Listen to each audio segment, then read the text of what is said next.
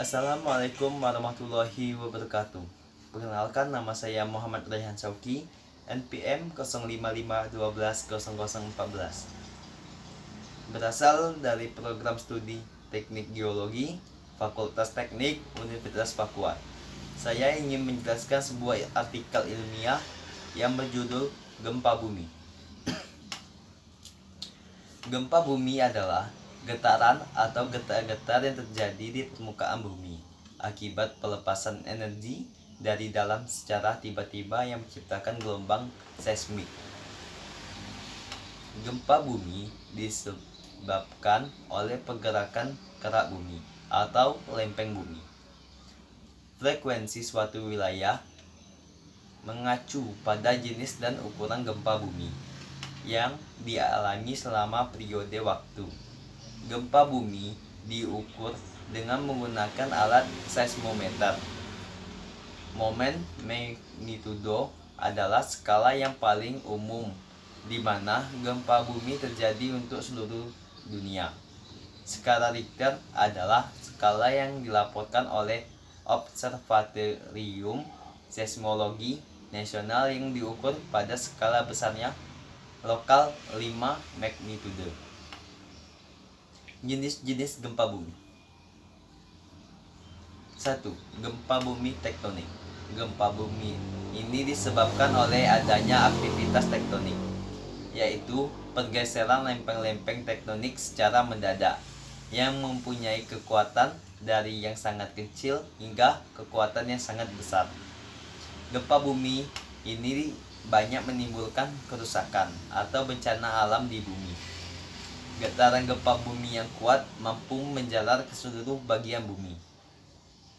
Gempa bumi tektonik disebabkan oleh pelepasan tenaga yang terjadi karena pergeseran lempeng atau plat tektonik seperti layaknya gelang karet tertarik dan dilepaskan dengan tiba-tiba. 2. Gempa bumi tumbukan. Gempa bumi ini diakibatkan oleh tumbukan meteor atau asteroid yang jatuh ke bumi. Jenis gempa bumi ini jarang terjadi.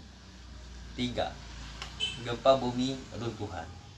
Gempa bumi ini biasa terjadi pada daerah kapur ataupun pada daerah pertambangan.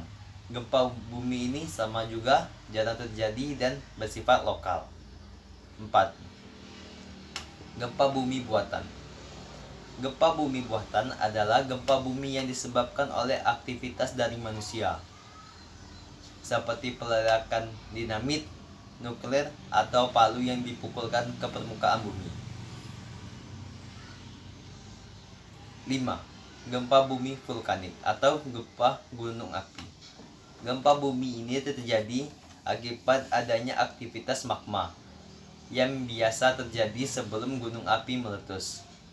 Apabila keaktifannya semakin tinggi, maka akan menyebabkan timbulnya ledakan yang juga akan menimbulkan terjadinya gempa bumi. Gempa bumi tersebut hanya terasa di sekitar gunung api tersebut saja. Hasil analisis menunjukkan epicenter yang berada di jalur sesar Lembang, maka diperkirakan penyebab gempa bumi tersebut berkaitan dengan aktivitas sesar Lembang. Kebanyakan gempa bumi disebabkan dari pelepasan energi yang dihasilkan oleh tekanan yang disebabkan oleh lempeng bumi yang bergerak ke satu arah atau bisa juga lebih. Semakin lama tekanan itu kian membesar dan akhirnya mencapai pada kedalaman di mana tekanan tersebut tidak dapat ditahan lagi oleh pinggiran lempeng. Pada saat itulah gempa bumi terjadi.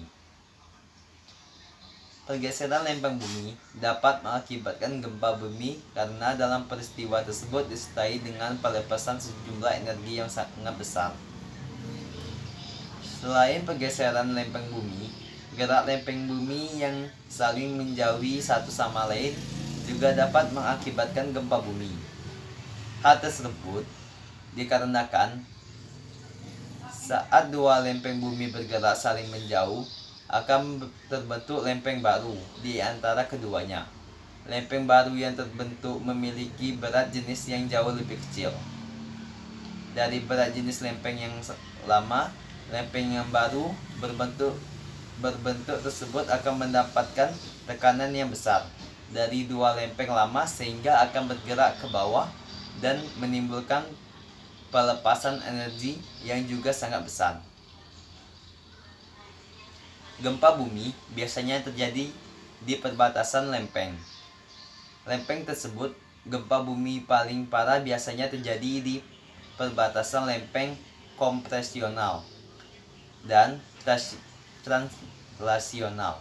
Gempa bumi fokus dalam kemungkinan besar terjadi karena materi lapisan litosfer yang terjadi kedalaman mengalami transisi fase pada kedalaman lebih dari 600 km. Mungkin itu saja yang dapat saya sampaikan, lebih kurangnya saya mohon maaf. Wabillahi taufiq wal hidayah. Wassalamualaikum warahmatullahi wabarakatuh.